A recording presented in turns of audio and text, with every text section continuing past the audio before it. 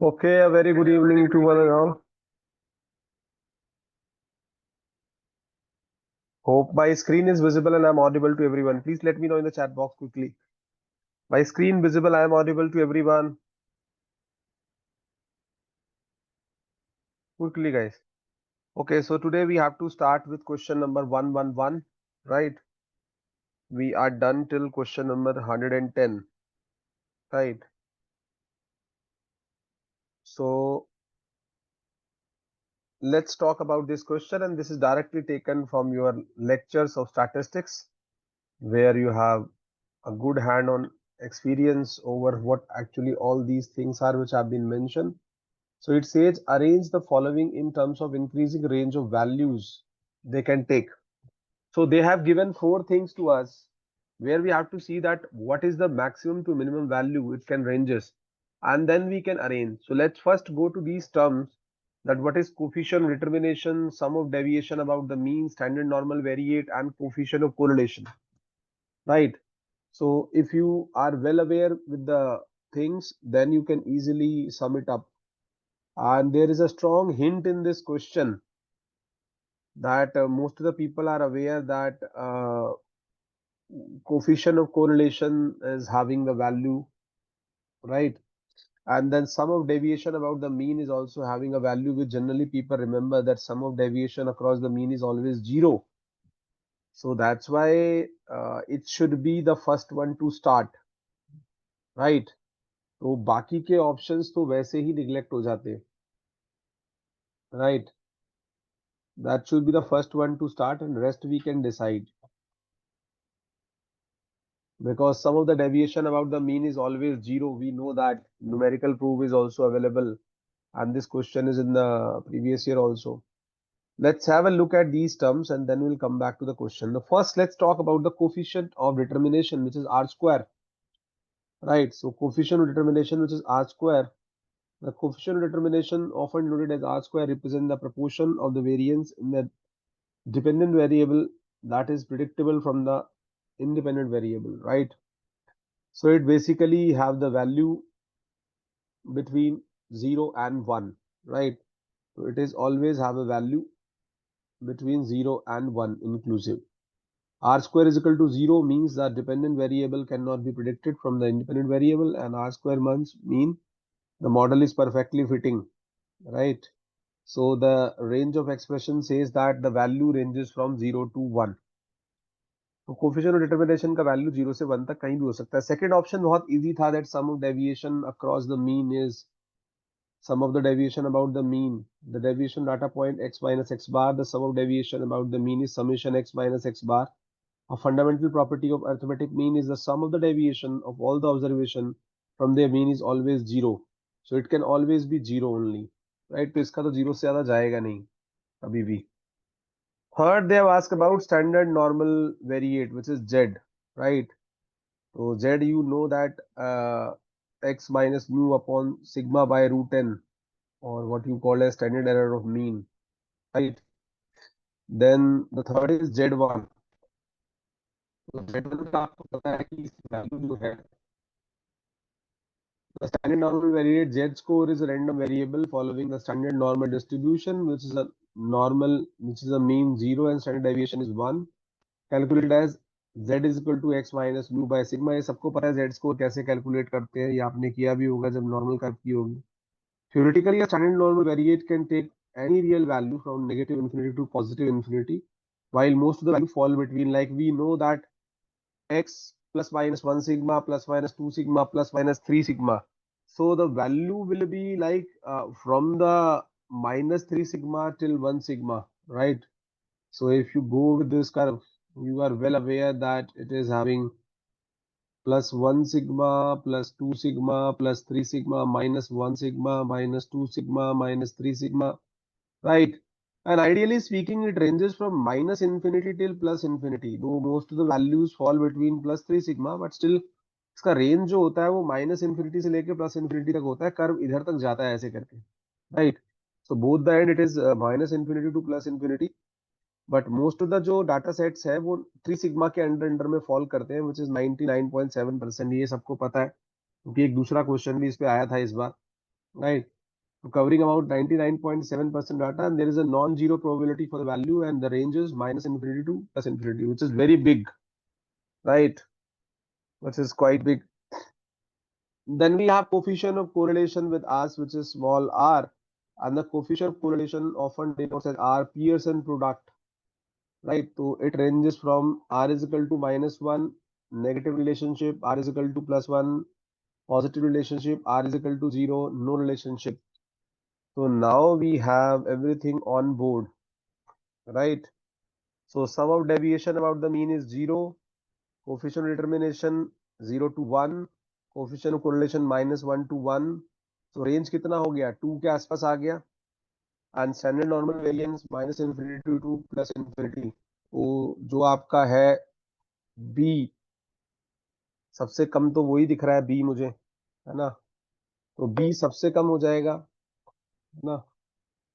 B आपका, तो coefficient determination का आपने जो पढ़ा था, आर स्क्वायर का वैल्यू आ रहा था 0 to 1, 0 या 1, इसका 0, स्टैंडर्ड नॉर्मल वेरिएंस का minus infinity two plus infinity, this is -1 to +1, तो रेंज हो गया 2, right?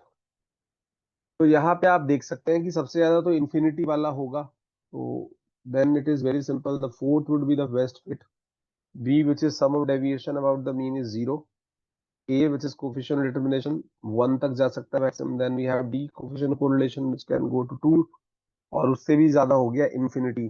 So the correct answer is fourth one. Anyone having any doubt? Infinity सबसे ज्यादा होगा, infinity की वैल्यू ज्यादा होती है. क्लियर है सबको? जल्दी बताइए, किसी को कोई डाउट है? क्विकली.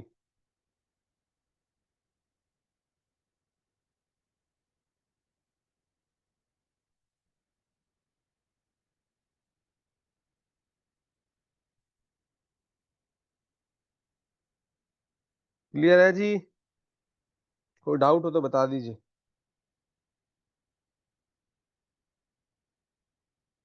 ये अच्छा क्वेश्चन है, दोबारा भी आ सकता है.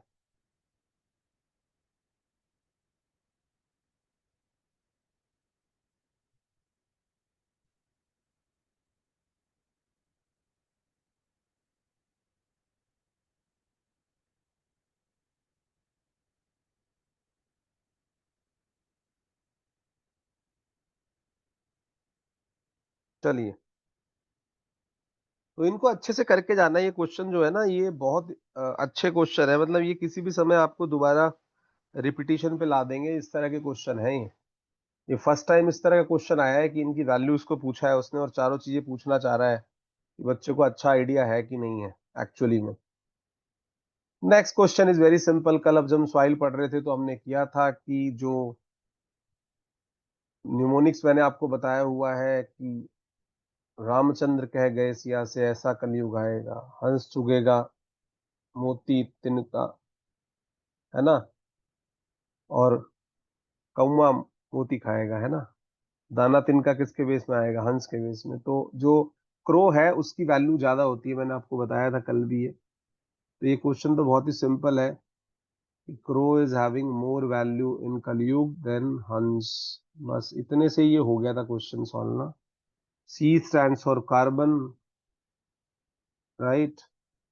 सी stands for carbon, then after that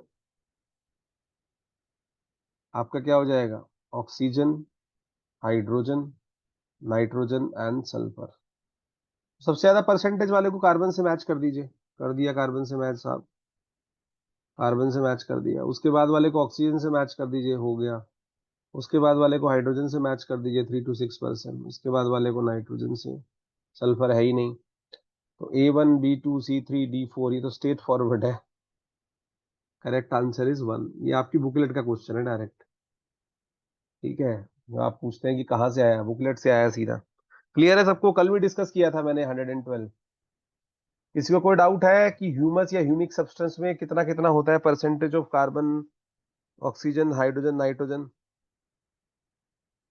right? Carbon maximum रहता है. क्लियर है? चलिए, तो यहाँ पे हमने मेंशन किया है कि कार्बन का परसेंटेज आपका 45 to 55 रहता है, ठीक है, कल भी हमने देखा था इसको। तो if you go with the actual data जो बुकलेट में भी है, carbon is the backbone of all organic molecule, humic substance are no exception, and they basically contain 45 to 55%. Oxygen is 30 to 45, hydrogen is 3 to 6, and nitrogen is 1 to 5%. That's why the correct answer is first for this question.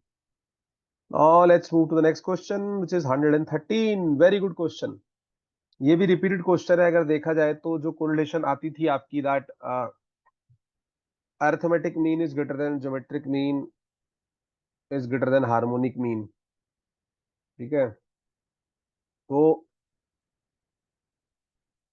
वहीं से ये लिया गया है। एक relation ये बहुत पूछा जाता था, मतलब 113 क्वेश्चन को अगर मैं देखूं तो एक रिलेशन ये बहुत पूछा जाता है, arithmetic mean is greater then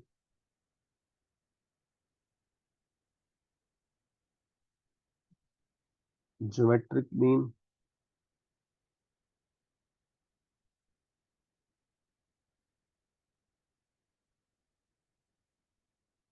या so arithmetic mean is greater than geometric mean greater than harmonic mean. ये क्वेश्चन खूब आया है, मतलब ये 20 बार से ज्यादा रिपीट हुआ है कम से कम आज तक की हिस्ट्री में, एनटीए में, कभी पेपर 1 में, कभी पेपर 2 में। बट इस क्वेश्चन ने एक मैसेज भी दिया है कि अगर न्यूमेरिकल वैल्यू आप कैलकुलेट करते हैं तो harmonic mean should be least than arithmetic mean and geometric mean. और अगर मैं कोई डेरिवेशन करूं, लेट सपोज करिए कि मैं एक प्लेन डेरिवेशन करता हूं जिसमें मुझे मीन निकालना है और मैं एन नंबर सेट मान के चल रहा हूं, तो अर्थमेटिक मीन जैसे मान लीजिए मैंने let suppose I took 3 numbers n1 n2 and n3। तो इसका अगर मुझे अर्थमेटिक मीन निकालना है तो मैं क्या लिखूंगा, n1 plus n2 plus n3 bye 3। ये हो गया।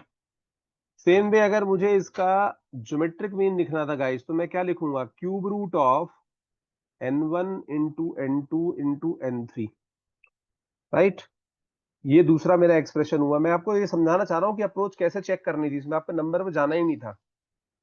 थर्ड, अगर मुझे हार्मोनिक मीन का जानने में इंटरेस्ट है, that how should I calculate the harmonic mean, right. तो हार्मोनिक मीन के लिए क्या हो जाएगा, 1, right, divided by n1 plus n2 plus n3 divided by 3। तो ये 3 ऊपर चला जाएगा, तो बेसिकली ये 3 divided bye n1 plus n2 plus n3 होगा।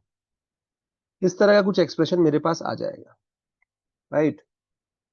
तो ये तीनों एक्सप्रेशन देख के आपको ये आइडिया लग रहा होगा कि जो मेरा अर्थमेटिक मीन है और जो मेरा आपका हार्मोनिक मीन है, ये कहीं ना कहीं मतलब एक दूसरे के रिवर्सल जा रहे हैं, ठीक है ना। तो इनको दोनों को अगर मैं मल्टीप्लाई कर दूं तो कहीं ना कहीं मुझे एक क्वांटिटी मिल जाएगी, ठीक है, कहीं ना कहीं मुझे एक क्वांटिटी मिल जाएगी, राइट। तो ये माइंड में एक बात होनी चाहिए थी कि इनका ही प्रोडक्ट होगा, ज्योमेट्रिक प्रोडक्ट में नहीं हो सकता। तो मेरी सुई जो है दो चीजों पे आके टिकनी चाहिए थी, थर्ड और फोर्थ ऑप्शन पे। पहले और दूसरे ऑप्शन की कंसिडरेशन नहीं होनी चाहिए थी। But still have a look, अगर ऐसा लगता है कि कैसे इसको अप्रोच करना चाहिए था, तो पहले हमने क्या किया, अर्थमेटिक मीन कैलकुलेट कर लिया। ये नंबर जो दिए थे आपके 2 4 8 15, तो हमारा 12.4 आ गया, तो हमारे लिए इजी हो जाएगा। तो पहले हमने अर्थमेटिक मीन कैलकुलेट कर लिया, 12.4 आ गया। फिर हमने इन सब का ज्योमेट्रिक मीन कैलकुलेट कर लिया, ठीक है, तो वो कहीं ना कहीं मेरे को 8 आ गया, 8, ठीक है। जब आप इसको कैलकुलेट करोगे 8 के आसपास आएगा, आप कर सकते हैं। देन थर्ड चीज पे मैं गया हार्मोनिक मीन पे, ठीक है ना। तो हार्मोनिक मीन पे जब मैं गया तो हम्म हाँ, मैंने एक वो कैलकुलेशन में वहां मिस्टेक की, वहां जो एक्सप्रेशन होना चाहिए था हार्मोनिक मीन का गाइस, वो होना चाहिए था क्या, that should be 3 divided by 1 by n1 plus 1 by n2 plus 1 by n3। अब ये आपको फिट बैठेगा, जब आप इसको करोगे ये 3 हो जाएगा और नीचे क्या आ जाएगा, n1 plus n2 plus n3 multiply with n1 n2 n3। तो ये एक्सप्रेशन आपका वहां पे निकल के आएगा, जब दोनों को मल्टीप्लाई करोगे जब आप अर्थमेटिक मीन और हार्मोनिक मीन को मल्टीप्लाई कर रहे हो तो आपके पास जो नंबर बच के आएगा वो कुछ नहीं बच के आएगा, वो आएगा n1 into n2 into n3, मतलब प्रोडक्ट आता है इसका। तो दोनों साइड अगर मैं स्क्वायर कर दूं, राइट, तो इस तरह का एक्सप्रेशन आ जाएगा। इसी एक्सप्रेशन को यूज करके फाइनल आंसर निकला है। ठीक है, अभी मैं दिखाऊंगा आपको, है ना। इसी एक्सप्रेशन को यूज करके फाइनल आंसर निकला है। बस आपको ये देखना चाह रहा था कि इसको रिलेशन पता है। हार्मोनिक मीन आ गया आपका 5.6, ये 12 आ गया, ये 8 आ गया। ठीक है, अब देख लेते हैं ये आगे। तो हमें ये समझ में आया कि कहीं ना कहीं arithmetic mean is greater than geometric mean more than harmonic mean. अब मैंने क्या किया कि ये जो पहला ऑप्शन दिया हुआ है आपको, इसमें जो यहाँ पे जितने भी ऑप्शन दिए, पहले ऑप्शन में आप वैल्यू डालिए। ये कोई स्टैंडर्ड आइडेंटिटी आपको मिलेगी नहीं। अगर वैल्यू आप डालेंगे, अर्थमेटिक मीन डालिए, हार्मोनिक मीन डालिए, ज्योमेट्रिक मीन के इक्वल नहीं आएगा। आप करके भी देख सकते हैं कि ज्योमेट्रिक मीन की वैल्यू है 8। तो आप क्या करेंगे, 12.4 डिवाइड बाई 5.6, तो 8 तो नहीं आएगा स्क्वायर करके। ऐसी अर्थमेटिक मीन भी नहीं आएगा।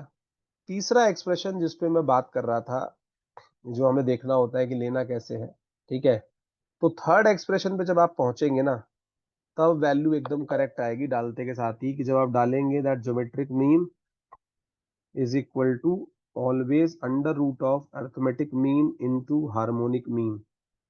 जैसे ही आप वैल्यू डालेंगे 12.4 इंटू 5.16, ये आएगा 64 और फाइनल आएगा 8। तो यहाँ पे ये करेक्ट बैठेगा आके आपका, है ना। तो ये थर्ड ऑप्शन इसीलिए आपका करेक्ट है क्योंकि जो एक्सप्रेशन आएगा वो थर्ड ऑप्शन से ही आएगा।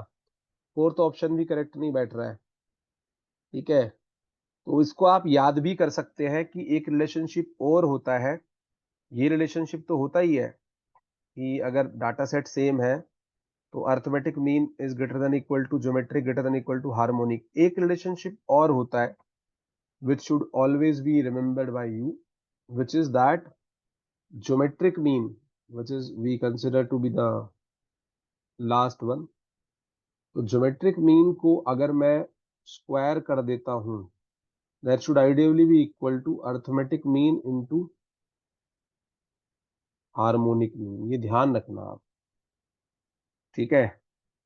तो ज्योमेट्रिक मीन को अगर आप स्क्वायर कर देते हैं तो अर्थमेटिक मीन और हार्मोनिक मीन को मल्टीपल, इसी से ये एक्सप्रेशन आया ना, the geometric mean is under root of arithmetic mean into harmonic mean.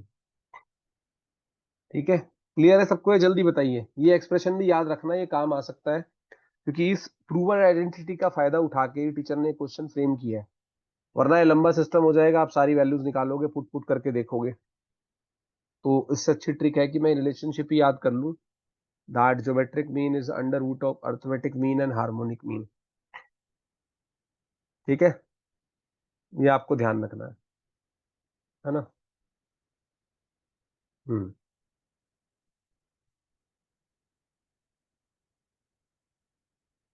बाकी तो आप कैलकुलेट करके वैल्यू डाल सकते थे। क्लियर है सबको? ये जल्दी बताइए, क्या ये क्वेश्चन सबको क्लियर है?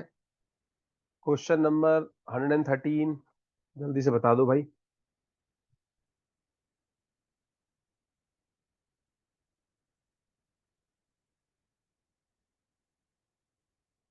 क्लियर है?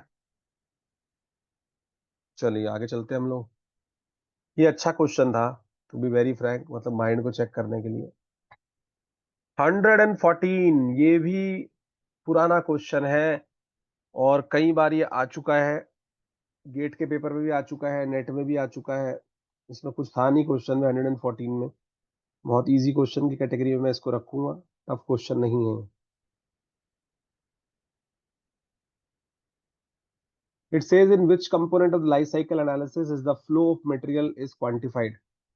तो भैया फ्लो ऑफ मटेरियल जब आप क्वांटिफाई करते हो कि कितना मटेरियल लगा है, तो उसको हम बोलते हैं इन्वेंट्री एनालिसिस। जैसे आप देखते हो जितने भी ये क्या कहते हैं, जितने भी आपके ये फ्लिपकार्ट अमेजन के शोरूम होते हैं, वो सॉरी वेयर हाउस होते हैं, तो वहाँ पे रिकॉर्ड रखा जाता है कि कितना माल आया था, कितना गया था। ऐसे ही जब लाइफ साइकिल एनालिसिस आप करते हैं तो आप स्टार्टिंग से लेके हम बोलते हैं क्रेडल टू ग्रेवयार्ड पॉलिसी है, कि रॉ मटेरियल से लेके डिस्पोजल तक की साइकिल को आपको ट्रेस करना है। वो आपका लाइफ साइकिल असेसमेंट है। तो जब फ्लो ऑफ मटेरियल को आप देखते हैं ना, लेट अस सपोज करिए कि आपने 5 kg लेदर लिया था और फाइनली एंड स्टेज पे कितना बचा, और आप सम टोटल करते हैं कि input is equal to output है कि नहीं है, तो that is basically called inventory analysis. उसको हम कहते हैं इन्वेंट्री एनालिसिस। तब उसमें कैलकुलेट किया जाता है कि कितनी हमारी इन्वेंट्री है, कितना माल हमारे स्टॉक में, कितना डिस्पैच हो गया। तो चलिए इसको समझते हैं, क्योंकि जो दूसरे भी ऑप्शन दिए हुए उनके बारे में भी आपको पता होना चाहिए कुछ कुछ। ठीक है, तो लाइफ साइकिल असेसमेंट एनालिसिस तो आपको पता ही है, क्रेडल टू ग्रेवयार्ड पॉलिसी होती है life cycle analysis. It's methodology for assessing environmental impact associated with all the stage of the product life from raw material, जो मैंने बोला ना स्टार्टिंग से लेके extraction through material procession, manufacturing, distribution, use, repair, maintenance and disposal और recycling, final stage तक आप जाएंगे। मतलब रॉ मटेरियल से लेके रिसाइकलिंग और डिस्पोजल तक जाएंगे, तब हम उसको कहेंगे क्रेडल टू ग्रेवयार्ड पॉलिसी, पालने से लेके और आपकी ग्रेवयार्ड तक। तो क्रेडल टू क्रेडल और क्रेडल टू ग्रेवयार्ड एनालिसिस। ठीक है, अब इसमें कुछ स्टेप्स होते हैं, 4 मेन फेज होते हैं एलसीए में, लाइफ साइकिल असेसमेंट में ना, लाइफ साइकिल एनालिसिस में। पहला स्टेज होता है guys goal and scope definition, तो define the purpose, boundaries of the study की क्या पढ़ान, क्या करना चाह रहे हैं आप, right. Then we have the life cycle impact assessment, उसमें क्या देखेंगे, we will see evaluating the potential environmental impact associated with the quantified inputs और output कि क्या इससे hazard हो सकते हैं। Life cycle interpretation, analyzing the result from the inventory and impact assessment phase, draw conclusion to make the recommendation कि what should be the recommended। now जो options आपको दिए हुए हैं इसमें वन बाय वन उनको हम करते हैं। वेस्ट माइनिंग, वेस्ट माइनिंग देखिए ये नहीं होता है। वेस्ट माइनिंग क्या होता है कि जो आपके लैंडफिल पे वेस्ट एक्यूमुलेट हो रहा है ना, उससे जब आप जो रिसाइकलेबल आइटम्स अलग, ठीक है, डिकम्पोजेबल आइटम अलग, उसको हम कहते हैं। तो वेस्ट प्लानिंग कह लो या वेस्ट माइनिंग कह लो, waste planning is an aspect of environmental management that focus on strategies reduce recycling waste as well as safe disposal, while waste is the output considered in LCA. Waste planning itself is a management activity, not a core component phase where flow of the material is quantified across the life cycle, right। तो ये ध्यान रखना है कि इसमें हम material का flow नहीं देखते हैं, यहाँ पे तो क्या है कि वेस्ट से हम क्या बना सकते हैं। दूसरा जो आपको दिया हुआ है इम्पैक्ट एनालिसिस और लाइफ साइकिल असेसमेंट, ये तो पूरी साइकिल ही हो गई लाइफ साइकिल असेसमेंट जो है, राइट। तो this phase of LCA focus on evaluating the potential environmental impact based on the inventory data it involves, right. तो आप इन्वेंटरी असाइन करेंगे, ठीक है, ये सब इसके अंदर रहेगा। थर्ड ऑप्शन जो है आपका इन्वेंटरी एनालिसिस, यहाँ पे हम देखते हैं कि मटेरियल कितना आया, कितना गया, क्या हुआ उसका, राइट, है ना। तो इन्वेंटरी एनालिसिस में सारा काम आपका होता है, इसको ध्यान रखिएगा। All relevant energy and material inputs and environmental outputs are balance, right. इनको क्वांटिफाई करने की जगह जो है वो इन्वेंटरी एनालिसिस है, ठीक है। And fourth one improvement analysis, इसमें तो typically the part of life cycle interpretation phase और subsequent step after assessing the inventory impacts and improvement analysis involve identifying opportunity to reduce the environmental burdens on product system. This could involve design change, material substitution की कैसे हम improve करें अपने system को ना, तो ये भी मटेरियल को क्वांटिफाई नहीं करता। तो नटशल ऑफ द स्टोरी ये है कि मटेरियल क्वांटिफाई करने का स्टेज जो है वो इन्वेंटरी एनालिसिस ही है, उसके अलावा कुछ भी नहीं है।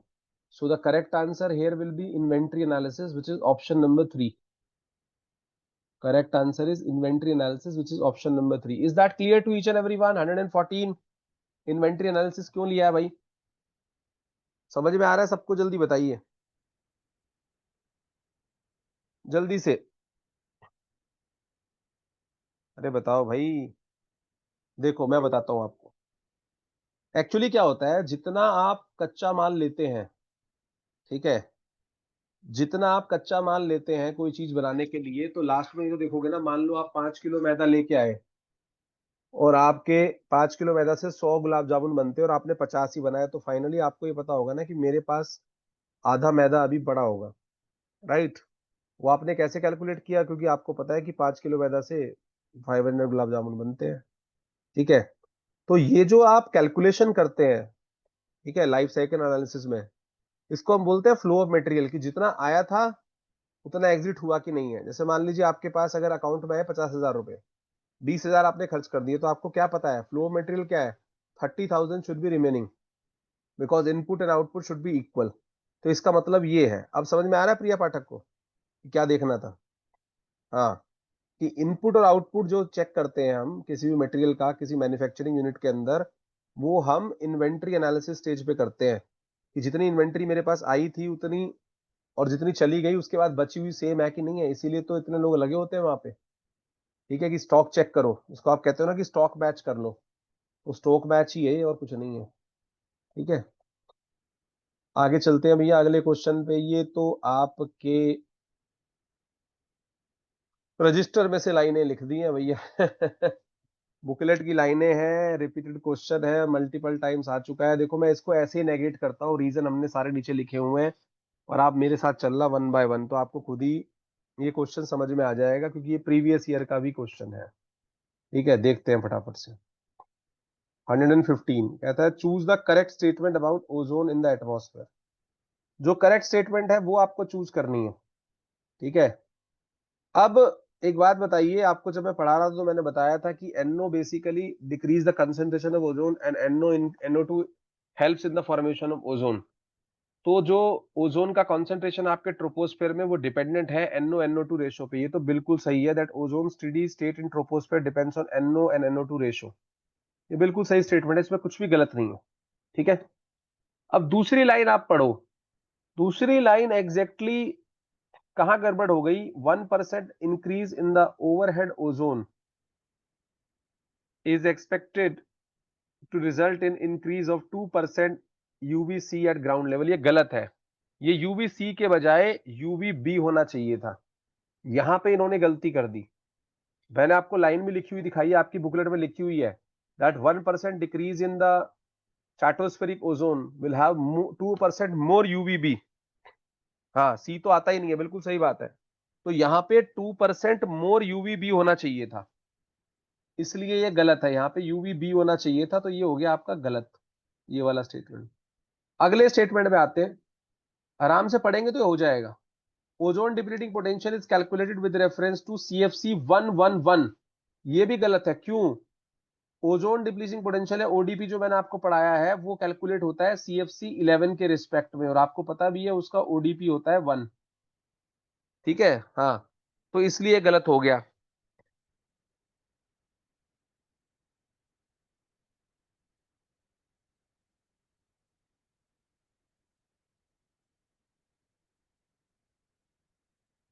ये भी है, ये भी है।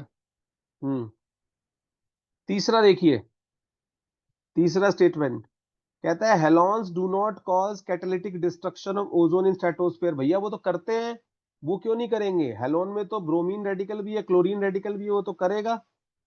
क्लोरीन रेडिकल भी है, ब्रोमीन रेडिकल भी है, वो तो करेगा। आप कह रहे हो नहीं करेगा, तो ये गलत हो गया ये भी। चौथे पे चलते हैं, ये भी हमने आपको पढ़ाया हुआ है पोलर स्ट्रेटोस्फेरिक क्लाउड में। HCl and ClNO2 are catalytically active form of chlorine in stratosphere. गलत बात, इनएक्टिव फॉर्म या रिजर्वायर होते हैं, तो ये भी गलत हो गया। ये एक्टिव नहीं होगा, ये इनएक्टिव होगा, क्योंकि ये रिजर्वायर होते हैं, ये आपने पढ़ा है। तो भैया ले दे के जो है एक ही स्टेटमेंट सही है, फर्स्ट, उसके अलावा कोई भी ठीक नहीं है, सब में कुछ ना कुछ कमी है। क्या ये क्लियर है? 115 सबको जल्दी बताइए।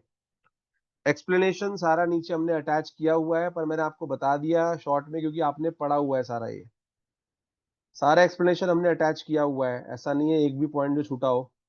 ठीक है, पर नट शेल क्या है वो मैंने आपको बता दिया क्यों गलत है। ठीक है, और जो पहले वाला है वो क्यों सही है ना? ठीक है, तो करेक्ट आंसर आपका हो जाएगा 115 का फर्स्ट, क्योंकि ये सारी चीजें तो आपने पढ़ी हुई है, तो इन पे क्या ही इतना दिमाग लगाना है। तो first is the correct answer, खाली ये स्टेटमेंट ठीक है, बाकी सब गलत है। Let's move to question number 116। 116,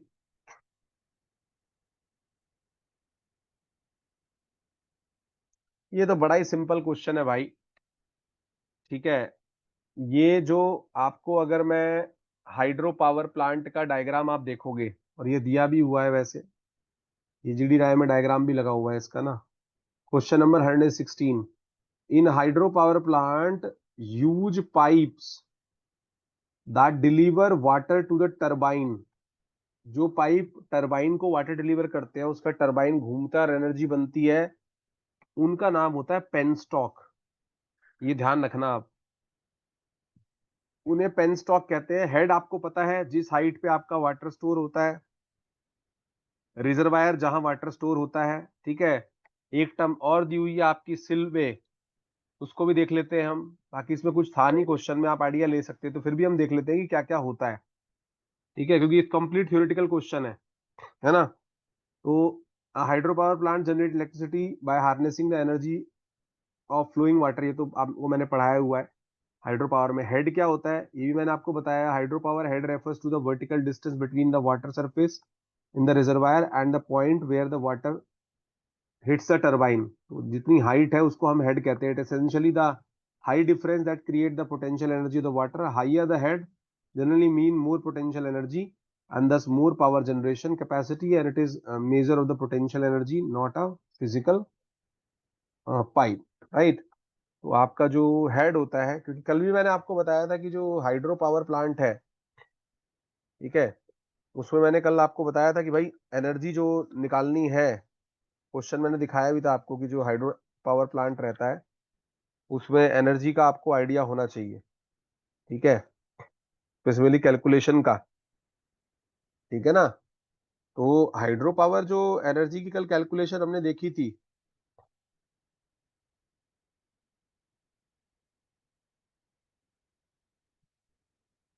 तो मैंने कल भी आपको बताया था, फिर दोबारा से एक बार मैं रिमाइंड करा दे रहा हूँ कि उसमें हम क्या लिखते थे। जो आपकी हाइड्रो पावर एनर्जी है, उसमें जो पावर होती है, हम लिखते क्या थे उसमें, आपको याद आ रहा होगा क्या लिखते थे। तो उसमें पावर हम क्या लिखते थे, रो which is the density of water, q which is the flow, g which is acceleration due to gravity, and h which is the height of waterfall, और head जिसको हम कहते थे। तो ये head वो h है, ठीक है ना। ये ध्यान रखना, ये जो हेड है वो ये एच है। कहीं आप भूल जाओ जी क्या है क्या नहीं है ना, तो वो नहीं चलेगा। आपको ये तो ध्यान रखना ही पड़ेगा कि भाई हेड क्या है इसमें, है ना। ये आपको पता होना चाहिए कि भाई इस तरह के भी क्वेश्चन आ जाते हैं कई बार, ठीक है। और जिनको आइडिया था उन्होंने ऐसे कर लिया था करेक्ट क्वेश्चन ना, कुछ ऐसा दिक्कत आई नहीं थी बच्चों को। दूसरा रिजर्वायर मैंने बताया था आपको कि जहाँ पे आपका पानी स्टोर होता है। So reservoir is basically that point where you store the water in that. So a reservoir is a large artificial lake created by the dam where the water is stored. मैंने बताया है, primary purpose to store the large volume of water, ensure the continuous supply for power generation, and especially during the period of low rainfall and often for the use like irrigation, flood control, recreation. The reservoir is the source of water. General सी बात थी, ये कोई pipe पुइप नहीं होता है। अब क्या है, इस रिजर्वायर से एक पाइप जाता है जो टरबाइन तक पानी को लेके जाता है, उसके ऊपर टरबाइन के ऊपर पानी गिरता है और वो घूमता है, उसको हम बोलते हैं पेनस्टॉक, राइट।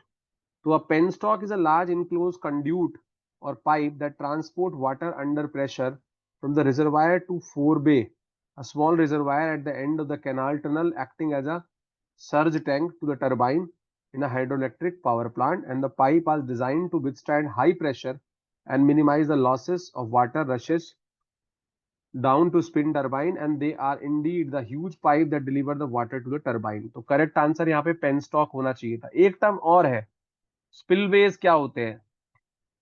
स्पिलवेज कुछ नहीं है, स्पिलवेज जो डैम के पास स्ट्रक्चर बनाते हैं हम वाटर रिलीज के समय।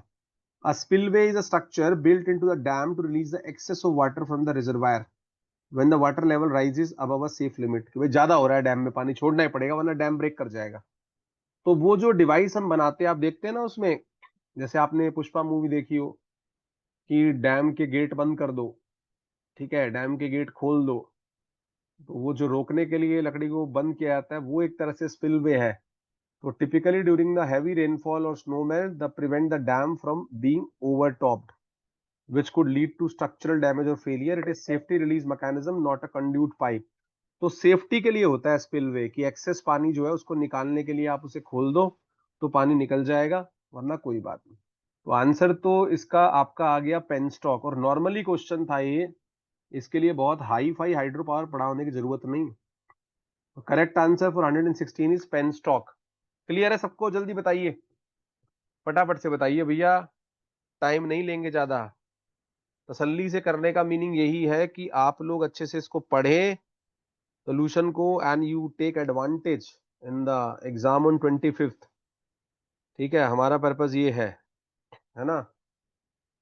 चलिए आगे चलते हैं हम लोग।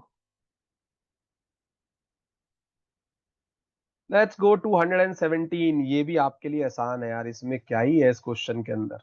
ये तो बहुत ही आसान क्वेश्चन हो गया, मतलब ये तो ऐसा हो गया कि कुछ का कुछ पूछ लिया, ये आपको केमिकल दे के पर्पस पूछ लिया। मेरे हिसाब से ये 11th 12th वाले भी इसको डील कर लेते, लेकिन फिर भी हम पूरा इसका डिस्कशन करेंगे, राइट, है ना। तो वैसे ही ये क्वेश्चन जो है आपका वेस्ट वाटर ट्रीटमेंट से आया, मैं आपको बता दूं, राइट।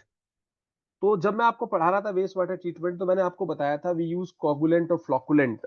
तो फेरिक क्लोराइड एक तरह का कोगुलेंट ही होता है गाइस, और फ्लोकुलेंट होता है।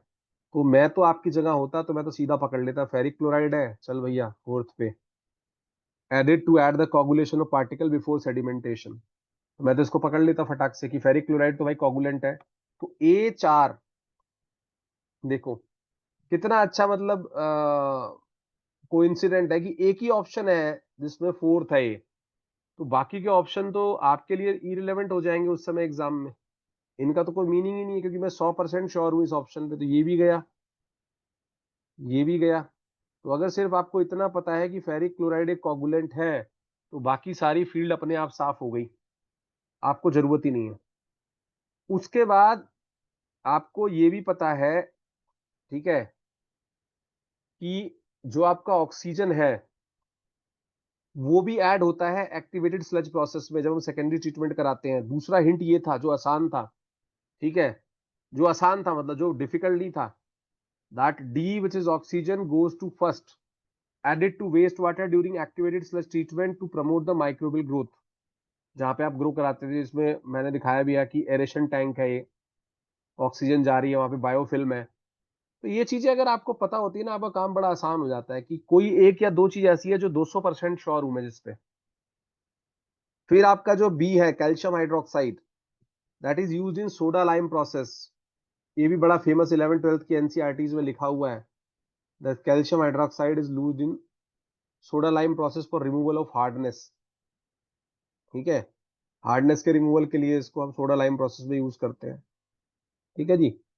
और सी आपका चला जाएगा 2 पे, because it is an adjusting buffer.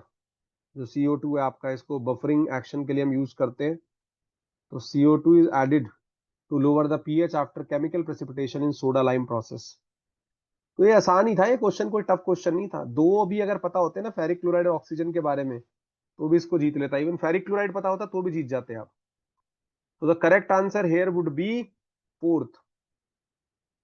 Explanation for each of them have been attached, but 170 is fourth. Explanation सबका हमने अटैच कर दिया है, दैट फेरिक क्लोराइड का क्या फंक्शन है। फेरिक क्लोराइड एक कोगुलेंट है, राइट, मैं बताता भी हूँ हमेशा। FeCl3 water treatment, it help in removing suspended particles, right. Calcium hydroxide का भी आपको पता होना चाहिए कि क्या करता है। कैल्शियम हाइड्रोक्साइड का एक क्वेश्चन और आया है, it is slate lime, right, used in the soda lime process for removal of hardness. Soda lime process, it reacts with carbonates and bicarbonate in the hard water, right, helping removal of calcium and magnesium ions, right। तो ये भी आपको पता होना चाहिए कि ये slack lime कहते हैं। और अभी एक क्वेश्चन और दिखाऊंगा मैं आपको मैचिंग का। फिर CO2 का भी आपको पता होना चाहिए कि ये pH को डिक्रीज कराने के लिए होता है, use to neutralize high pH because of lime during water treatment, और अल्कलिनिटी को एडजस्ट करने के लिए। ऑक्सीजन वाला तो पता है, एक्टिवेटेड स्लज प्रोसेस में, सेकेंडरी प्रोसेस में हम यूज करते हैं, ऑर्गेनिक वेस्ट को ब्रेक डाउन करने के लिए इस्तेमाल होता है। तो आसान ही क्वेश्चन था, इसको टफ क्वेश्चन ना कहिए आप। ये 11th 12th का बच्चा भी शायद इसको हिला देगा, क्योंकि सरफेस केमिस्ट्री में ये पढ़ाया जाता है। Correct answer for 117 will be fourth. ये 11th 12th के लेवल का क्वेश्चन है, क्योंकि एस ब्लॉक पी ब्लॉक में भी ये दी गई है इंफॉर्मेशन।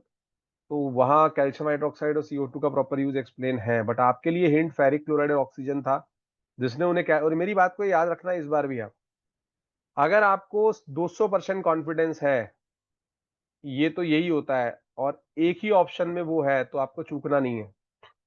कोशिश करिए कि दो मिल जाए, पर अगर एक भी मिल जाता है ना ऐसा, तो go for that option, don't do much of the mathematics.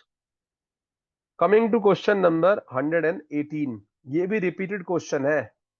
जो पेपर आपका लीक हुआ था उसमें ये क्वेश्चन आया था, अगर मैं गलत नहीं हूं तो, और फिर दोबारा से ये क्वेश्चन आ गया। ठीक है, तो पहले जो टर्म दी हुई है ना राइट हैंड साइड पे, Bowen ratio, absolute humidity, specific humidity and mixing ratio, इनको पढ़ लेते हैं, ये आपके लिए आसान है। ठीक है ना। तो ये तो मिक्सिंग रेशो तो आपको पता ही है, मैंने खूब पढ़ाया है एयर के अंदर। दैट मिक्सिंग रेशो क्या होता है, number of moles of the particular gas x divided by total number of moles, है ना। उसके अलावा आपको यहाँ पे ये चीजें दिखेंगी सारी जब मैं अभी पढ़ाऊंगा। तो let's have a look at those things which we should study. तो सबसे पहले बात करते हैं आपकी मिक्सिंग रेशो की। तो मिक्सिंग रेशो को यहाँ डिफाइन कर दिया है कि number of moles divided by total number of moles, right. So the ratio of mass of water vapour to the mass of dry air, mixing ratio mass of water vapour divided by mass of dry air, ये भी एक definition होती है। Common way to express the atmospheric moisture, that is absolutely correct. Then the ratio of mass of water vapour to the mass of air, dry plus vapour, specific humidity में आ जाएगा आपका ये। ठीक है, टोटल मास कितना है air का और मास ऑफ वाटर वेपर कितना है, ड्राई और वेट एयर दोनों आ जाएगी इसके अंदर। तो ये आपका स्पेसिफिक ह्यूमिडिटी का डेफिनेशन भी है। थर्ड टर्म भी दी हुई है आपको। अब हम वन बाय वन इसको देख लेते हैं। Third term, ratio mass of water vapour to the volume of air, ये एब्सोल्यूट ह्यूमिडिटी होती है जी आपकी। Fourth, ratio of sensible heat to latent heat flux of earth surface, Bowen's ratio इसी का नाम होता है, आप इसको पढ़ेंगे ना। तो जो बोयंस रेशो है that is the ratio of sensible heat flux to latent heat flux and use in energy balance study, specially in climatology. अब ये है क्या, ठीक है। बोयंस रेशो जो बीटा है is a dimensionless number and use in meteorology और hydrology to describe the partitioning of energy at Earth's surface, and it is a ratio of sensible heat flux QH to the latent heat flux QE. Sensible heat energy is transferred through temperature difference, ठीक है, जैसे warming होती है air के अंदर। Latent heat आपको पता ही है, is energy involve in the phase change, जैसे इवेपोरेशन या कंडेंसेशन में जो एनर्जी लगती है वाटर की उसको लेटेंट हीट कहते हैं। तो इनका अगर थोड़ा सा भी आइडिया आप लोगों को होता तो ये शायद गलत नहीं होना चाहिए था क्वेश्चन, स्पेशली बोयंस रेशो का, क्योंकि बोयंस रेशो की चॉइस इसमें अलग से दी हुई है, देखोगे ना। Ratio of sensible heat to latent heat fluxes of earth, और वन के लिए सिर्फ यही जा रहा है। अगर मैं बात करूं वन के लिए सिर्फ ये बोयंस रेशो ही जा रहा है फोर्थ पे, तो डी इज वन। ठीक है, ये तो तीन में है, एक ऑप्शन तो हटा इससे। ठीक है ना। उसके बाद ए आपका जो है the ratio mass of water vapour to the mass of dry air, उसको मिक्सिंग रेशो हमने कहा। ठीक है, फिर आपका आ गया बीजी, the ratio of masses of water vapour to the masses of air, dry plus wet दोनों अगर हो जाएंगे तो आपका स्पेसिफिक ह्यूमिडिटी B3 हो गया। Ratio of masses of water vapour to the volume of air, ठीक है, वो एब्सोल्यूट ह्यूमिडिटी है आपका 2।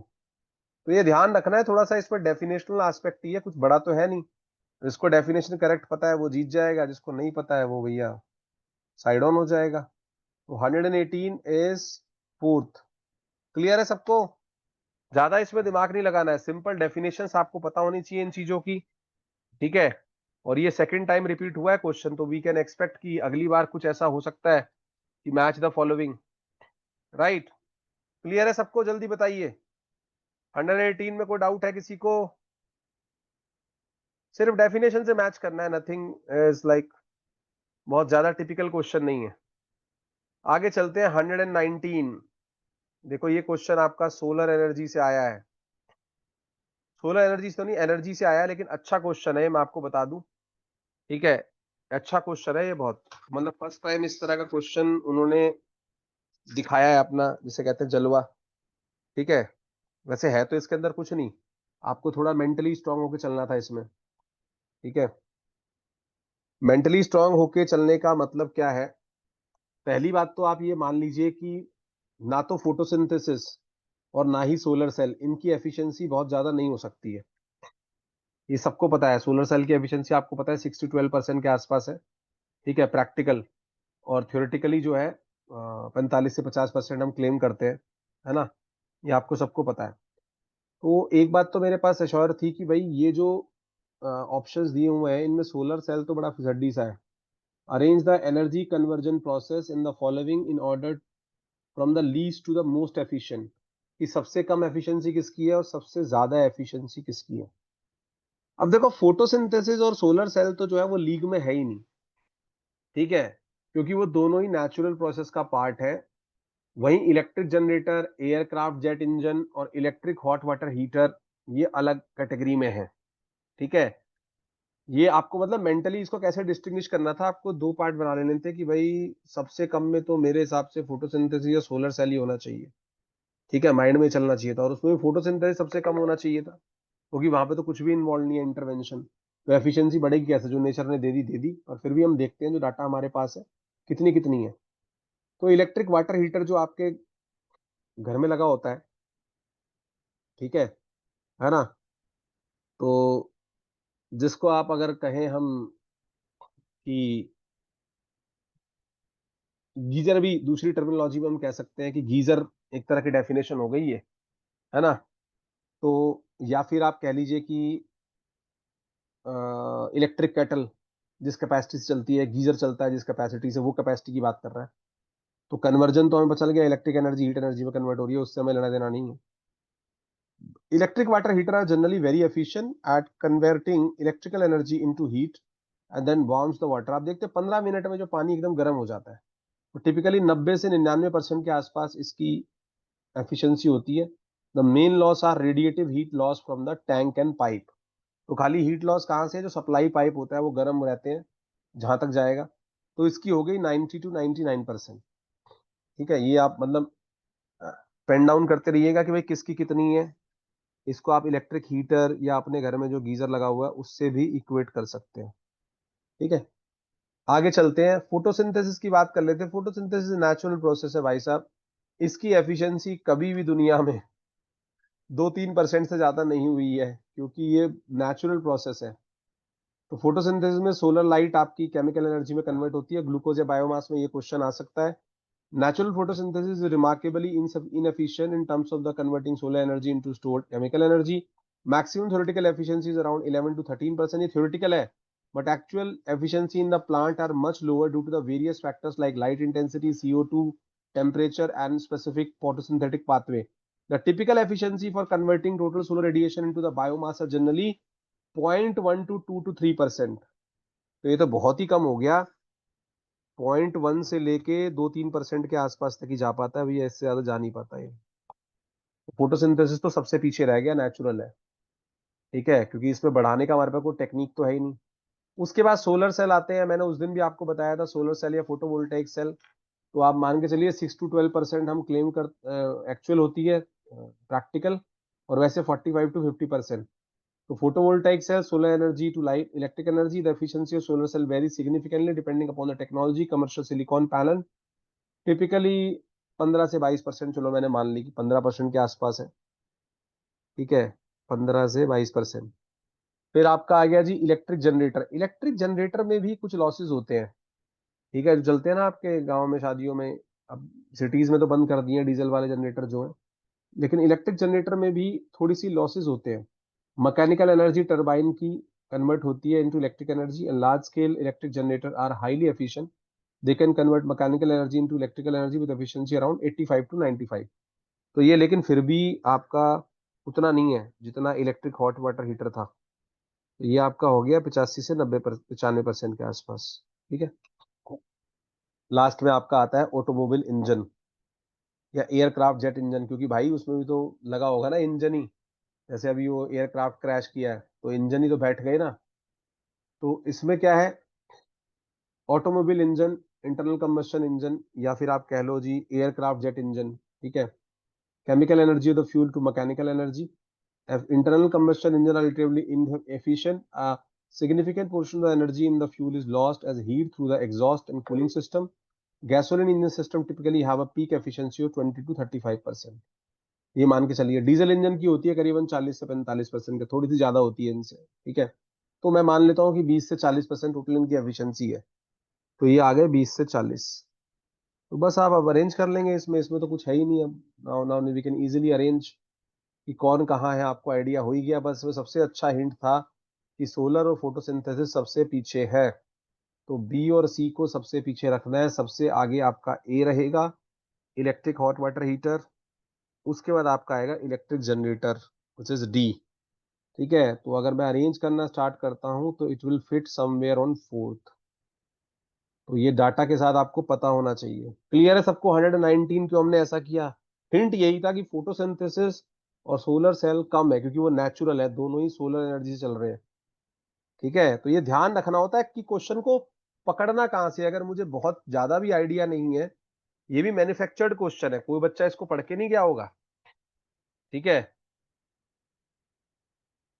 अरे ए और डी में अगर कंफ्यूजन हुई थी तो एक ऑप्शन है जिसमें बी और सी सबसे पीछे है, उसको तो पकड़ लो। ये तो पता कर लो कि बी सबसे कम होगा और सी उसके बाद होगा। तो एक ही ऑप्शन है ऐसा, तो इसके अलावा कोई ऑप्शन ही नहीं है कि सबसे कम कौन होगा, वो तो पता होना चाहिए। ये भी तो देखो ना, अगर कान इस तरह से नहीं पकड़ा जा रहा तो ऐसे पकड़ लो दूसरे वाला। ठीक है ना? तो ये ध्यान रखना है आपको एग्जाम में। नहीं, वो कंफ्यूजन होगा, वो अपनी जगह है, देखो वो सबके लिए है, वो आपके लिए नहीं है। एक दो क्वेश्चन ऐसे होते हैं हर बार। Let's come to the next question which is 120। भाई ये तो घिसा पिटा क्वेश्चन है, इसमें मैं क्या ही करूं, इसमें तो आप ही कर दोगे। इसमें तो मुझसे ज्यादा एडवांस कंडीशन आपकी है, चलो फिर भी हम करते हैं। मैडम ने आपको खूब पढ़ाया हुआ है और आपने भी खूब पढ़ा हुआ है। Environmental protection act 1986, air prevention control pollution act 1981, water prevention control pollution act 1974, public liability insurance act 1991, wild life protection act. बताओ जल्दी, वाइल्ड लाइफ प्रोटेक्शन एक्ट कितना है भैया? कौन बताएगा? 72। बहुत बढ़िया। बस ये खत्म हो गया। इसमें क्या था, उसको यही देखना था कि आपकी हिस्ट्री ठीक है कि नहीं है। तो जब आप अरेंज करोगे तो डी सबसे पहले आएगा, वाइल्ड लाइफ प्रोटेक्शन एक्ट। उसके बाद कौन आएगा भाई? 72 के बाद 74, सी आ जाएगा। फिर कौन आएगा? क्रोनोलॉजिकल ऑर्डर में अरेंज करना है। 74 आ गया, 74 के बाद कौन आएगा? 86, ए आ गया। नहीं, बी आएगा ना, 81। हाँ, बी आएगा 81। फिर कौन आ गया आपका? ए आ गया 86, और लास्ट में ई आ गया 91। ये तो ऐसे ही सॉल्व हो गया आपकी आंखों से देख के। तो करेक्ट आंसर यहाँ पे आपका हो जाएगा थर्ड। तो कुछ ऐसे भी क्वेश्चन आते हैं जो बिल्कुल ही हल्के होते हैं, जो आपने मल्टीपल टाइम्स पढ़े होते हैं, तो third is the correct answer for question number 120। Explanation सबका हमने नीचे अटैच किया है आपको। ईयर कौन कौन से थे इनके इनेक्टमेंट के, है ना? वाइल्ड लाइफ प्रोटेक्शन एक्ट में क्या है, वाटर में क्या है, एयर में क्या है, ये सब पड़ी हुई चीजें आपकी। पब्लिक लायबिलिटी इंश्योरेंस एक्ट में क्या है। ठीक है, तो चलिए जी, आज का सभा हम यही रोक रहे हैं 120 तक ही। बस अब ज्यादा काम नहीं बचा है, सिर्फ 20 क्वेश्चन और एक पैसेज बचे हैं। बट मैं चाहता हूं that everyone should read the solution. मेरा पर्पस ये है, इसीलिए मैं इसको फेजेस में कर रहा हूं। हम तो एक साथ पढ़ा के साइड हो जाएं, लेकिन फेजेस में करने का फायदा क्या है कि 10 से 15 question everyone can digest with proper explanation. But ज्यादा क्वेश्चन डाइजेस्ट करने में एक साथ इश्यू होता है। So my technology is different, when the problem become complex I split it into parts. तो मैं आपसे भी यही कह रहा हूं कि आप उसको डाइजेस्ट जरूर करिए, क्योंकि आने वाले एग्जाम में आपको उससे बेनिफिट हो सकता है। So with this, I will stop here. We'll catch you for the energy class in 30 minutes or so. So those who are interested, they should be there. Take care. See you guys soon.